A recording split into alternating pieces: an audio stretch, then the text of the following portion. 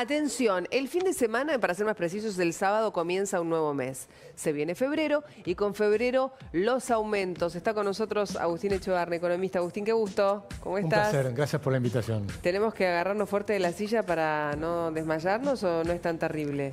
No, yo creo que la verdad que Argentina está en una situación mucho más estabilizada de lo que estuvo los años anteriores. El mes de enero, por ejemplo, nosotros estimamos que la inflación va a terminar en 2%, que por supuesto a nivel internacional sigue siendo altísima. Sí, bueno, claro. Pero a nivel Argentina, que veníamos de algún mes que tuvimos 25% en un mes, estamos en una situación claramente mejor. Pero el desafío sigue siendo grande. Por suerte tenemos un gobierno que tiene muy claro que tiene que mantener el superávit fiscal, que tiene que mantener la sanidad del balance del Banco Central, que el saneamiento que ha hecho fue muy grande y eso te permite ver hacia adelante la posibilidad de un acuerdo con el Fondo Monetario, que creo que está bastante cercano, se estima que puede ser en abril, y a partir de ahí la salida del cepo cambiario que mucha gente está esperando, ¿no? Que posiblemente no va a ser todo junto, sino que va a ser por etapas, pero yo creo que se viene. Tenemos para poner en pantalla los aumentos que se vienen en el mes de febrero para que no se sorprendan, para que estén atentos y no los agarre desprevenidos. Mira, alquileres, Agustín, 174,4%, ¿no? En alquileres. Bueno, eso cambió, porque en realidad ahora tenemos se desreguló. No existe más esa ley de alquileres que había antes. De forma tal que lo que hay son contratos entre las personas. Sí. Y nadie va a pagar un 74% adicional ahora, porque es imposible. O sea que lo que va a haber, hay que ver cuándo fue el último ajuste que ha tenido. Si realmente no tuvo ajuste de hace mucho tiempo, entonces ahí algún ajuste va a tener. Hay que ponerse de acuerdo. Hay que ponerse de acuerdo. Entonces yo creo que ahora hay que ponerse de acuerdo. De hecho, los alquileres en términos reales han caído en este último año. Pero, por supuesto, creo que es un mercado mucho más ágil. La oferta de alquileres aumentó muchísimo, con lo cual ahí tenés una posibilidad de negociación entre las partes que hoy es el camino. No es el camino lo que marca, digamos, ese ajuste que estás mostrando ahí, que simplemente cómo hubiera sido si seguía vigente la ley anterior. ¿No? A ver, bueno, prepagas, claro, prepagas también aumentan en febrero 3,2%. Bueno, eso sí te pega, o sea, todos los aumentos pegan. Y claramente lo que ha pasado este último año, si uno mira este último año, las tarifas que estaban pisadas en agua, electricidad, las tarifas de servicios, en transporte y demás, subieron más que la inflación. Entonces los salarios reales aumentaron al mismo ritmo que la inflación. Pero en el bolsillo todavía te pegan fuerte porque hay un cambio de precios relativos. Entonces estás gastando más en servicios y te queda menos plata para gastar en el resto de los bienes. Y ese fue el impacto que se ha visto en el consumo, ¿no? Entonces eso es parte de esta transición. Argentina está atravesando un ajuste. Este año va a haber una expansión económica. Nosotros esperamos un 5% de expansión económica y luego se sumó el Fondo Monetario, el Fondo Monetario, bien digo, y el Banco Mundial y demás, que estiman un crecimiento de la economía equivalente. Y también salió la proyección de las expectativas de inflación, como siguen bajando. El promedio de expectativas que se ve por la mediana, en realidad, de inflación de la Universidad Torcuato Di Itela te da 30% para este año. Nosotros estamos por debajo del promedio, creemos que va a ser cerca de 25%.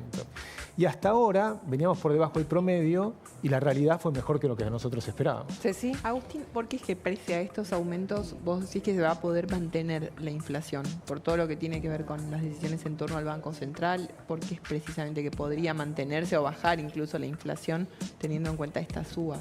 Bueno, porque la inflación es un fenómeno monetario. Entonces, lo que tenés una cosa son los precios relativos que cambian, algunos te suben más rápido que otros, pero si no hay suficiente dinero en el mercado, los otros tienen que ajustar también. Entonces vas teniendo lo que tenés que... La inflación es un promedio de miles y miles de precios, ¿no? Entonces, hoy tenés la posibilidad, gracias a los bots de inteligencia artificial, de seguir un montón de precios y tratar de estimar lo que va a ser el INDEC. Y eso es lo que nos dio 2% en enero. Y cuando nosotros hacemos las proyecciones para adelante, vemos que va a seguir cayendo. Puede haber un mes que sea un poquito más alto. Marzo podría ser por ser un mes estacional. Y ahí empiezan las clases también, hay que ver cómo funciona todo ese tema. Pero en promedio nosotros vemos que va a seguir cayendo, porque hay un efecto de saneamiento del Banco Central y un seguimiento muy fuerte del gobierno en mantener el equilibrio fiscal. Y ha generado mayores expectativas positivas en ese sentido, de que va a seguir bajando la inflación. Y yo creo que ese es el camino. Ahí tenemos, que no quiero perder esto de los aumentos. Vimos alquileres, vimos prepagas, ¿qué más? Agua, ¿no? Tenemos, mirá, 1% también. Todos los aumentos que se vienen en febrero y falta, Falta, esperemos, de a poco. Sí, 1% Agua. posiblemente Sí. va a ser por debajo del promedio. Capaz Sí, que, sí. Es decir, que algunos puede ser que en algún mes estén por debajo. Después tenés algunos que te van aumentando no todos los meses. Entonces puede ser que en un mes te repercute más alto ese Claro. precio, por ejemplo, puede ser las prepagas, porque al mes siguiente ya no ajusten lo mismo. Es decir, uno tiene que mirar el panorama general. Sí, sí, sí, Y después pero sí es cierto que nos ha pegado en el bolsillo. Es decir, y también es cierto que el gobierno se preocupó por mantener el poder adquisitivo del sector de menores ingresos. Y por eso la pobreza ha bajado fuerte. La pobreza que había llegado a un pico de 57% medido por la UCA, por la misma UCA te dio 38,5% en la última medición. Es decir, que hay una baja profunda.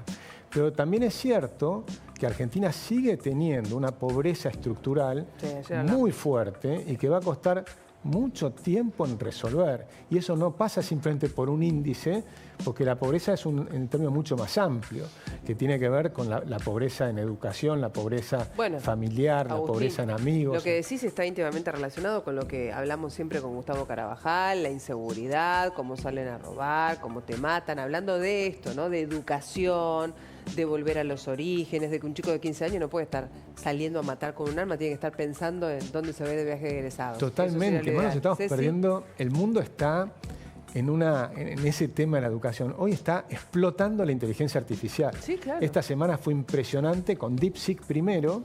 Imagínate lo que fue el impacto de DeepSeek, esta nueva tecnología china. La tecnología china, en un solo día, Nvidia cayó en Estados Unidos el equivalente al PBI argentino. O sea, una empresa destrozó en una cantidad de dinero equivalente a todo el PBI de la Argentina de un año. Agustín, perdón, yo quería volver sobre el tema de las prepagas, 3.2 este mes. Digo, ¿por qué? Digo, más allá de que después se regule con otro mes que no aumenta tanto, digo, están aumentando por encima de la inflación y los aumentos son casi permanentes. Sí, las prepagas son un tema específico muy complejo, que yo creo que hay que tomarlo en una dimensión muy amplia. Por ejemplo, hay un tema que Chile lo resolvió mucho mejor que la Argentina, que es el PMO, esas prestaciones médicas obligatorias. Que si es demasiado extenso, los costos de la medicina han subido fenomenalmente. Entonces uno quiere darle la mejor prestación de servicios a todo el mundo y ese es el ideal. Pero después tenés el lema de no hay plata, es decir, tenés restricción presupuestaria. Entonces lamentablemente vos no puedes dar los mejores servicios a todo el mundo al mismo precio porque no existe esa posibilidad. Vos tenés que tomar decisiones siempre muy difíciles en medicina. El PMO en Chile fue mucho más pequeño al principio. A medida que Chile fue mejorando en su poder adquisitivo, fue incrementando el PMO. Nosotros tenemos unas prestaciones médicas universales muy grandes y después tenemos fallos judiciales que también a veces son un sobrecosto que les ponen al sistema muy grande. Entonces las empresas de prepagas estaban en un escenario muy difícil. Y después están las negociaciones de todos los días, y alguno puede ser que haya aumentado más de lo que corresponde. Ahí lo que tenés después es el mercado, es decir, la competencia que te hace hacer. Pero es un tema bien complicado, porque cambiarte de tu obra social es siempre complejo. Para mí se necesita mucho más competencia allí, incluso con el tema de las obras sociales de los sindicatos, que es otro problema. Recordemos que las obras sociales se las regalaron a los sindicatos en el gobierno de Onganía. Y después vino el gobierno de Lanuse, otro general, que le sacó los principales costos y con eso formó el PAMI. ¿Pues cuáles son los mayores costos? Los que tenemos más de 60 años son los que empezamos a ir al médico. Durante 40 años no fui nunca al médico. Ahora tenés más de 60 años, empezás a hacerte testeos, entonces aumentás los costos. Bueno, los jubilados se los pasaron todos al PAMI. Entonces le dejaron la crema del negocio a las obras sociales de los sindicatos, pero con una enorme corrupción, se hicieron millonarios todos, ¿no? Es impresionante lo que han hecho allí, y sin competencia con el sector privado. Bueno, eso tiene que cambiar, eso falta mucho para cambiar. Ahí hay reformas que hay que hacer por delante. Cuando el presidente habla de que se hicieron 900 reformas y hay en cartera 3.600 más, está todo eso. Está lo de los sindicatos, están las obras sociales, está la reforma laboral que todavía falta, está la coparticipación federal. El gobierno nacional está bajando impuestos y las provincias te lo suben. Entonces empezás a tener un problema, porque si vos querés bajar el costo, todos tienen que bajar los impuestos. Y Santa Fe es el principal aumentador serial de impuestos. Entonces hay que empezar a hacer presión sobre las provincias para que se sumen a lo que está haciendo el gobierno nacional. Hay que bajar los costos. Porque Argentina, más allá de lo que es la inflación, que es lo que estamos hablando ahora, está el tema de que Argentina es cara en dólares. Es cara en dólares. Entonces, aunque no tuvieras inflación, ya estamos caros en dólares. Hay que bajar los costos. Agustín, gracias como siempre. Un gusto tenerte por acá. Nos vamos a ir a la pausa. Nos queda mucho más para compartir, por supuesto,